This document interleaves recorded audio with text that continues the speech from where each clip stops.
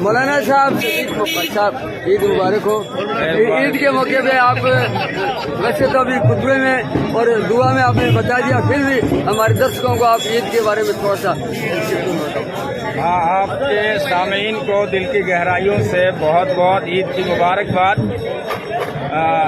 یہ خوشی کا موقع ہوتا ہے کیونکہ ابھی ہم نے روزے رکھے, تراویح پڑھی, قرآن کی تلاوت کی, تو یعنی ہم نے نیکیاں کمائی تو اللہ نے خوشی کا موقع دیا.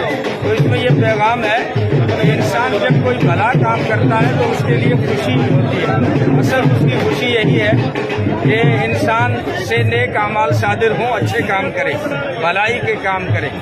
یہاں بھادرہ کا جو عیدگاہ کا ماحول ہے کہ ہمارے وطنی بھائی, ہمارے ہندو بھائی دروازے پر پھولوں کے گلدستے لے کر آتے ہیں اور ہمیں مبارکباد دیتے ہیں, تو اس سے ہماری خوشی دوہری ہو جاتی ہے.